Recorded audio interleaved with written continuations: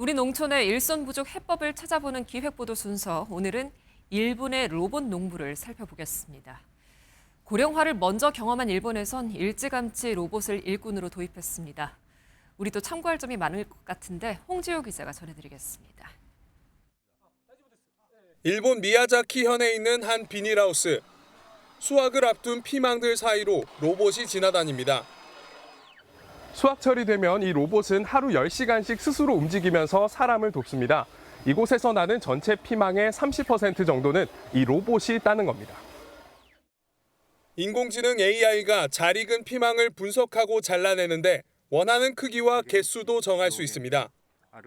切ってはいけない枝ですとかこういったものを切らないようにでも果実は収穫をできるというこの両立するのが非常に難しかったと。 또 다른 로봇 업체, 곧 농가에 투입될 딸기 선별 로봇이 분주하게 움직입니다. 상처가 나지 않도록 공기로 빨아들이고 한 곳에 모으는데 흠집이 있는 건 알아서 AI가 걸러냅니다. っていうのがとても負荷のかかる作業になっています。なのでそちらは自動化してあげることで、人が負荷っていうのを減らしていこうっていうような考え方のもと開発されました。 밤새 작업이 가능한 오이 수확 로봇도 현장에 투입됐는데 농가 반응은 뜨겁습니다.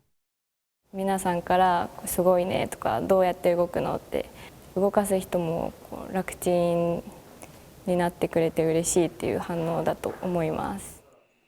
일본 역시 농업 종사자의 71%가 65세 이상일 정도로 고령화와 일손 부족이 심각한 상황, 로봇이 해결사입니다.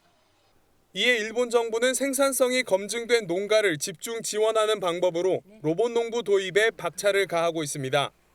이런 노력으로 대규모 농가에 다양한 수확 로봇이 투입된 일본과 달리 아직 우리나라는 대부분 실증 단계에 머물러 있습니다.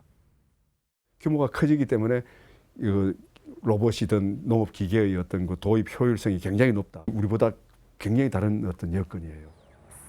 우리 역시 고령화로 일손 부족 문제가 갈수록 심각해지는 만큼 로봇 농부 확대를 위한 다양한 정책적 고민과 판단이 시급합니다. MBN 뉴스 홍지호입니다.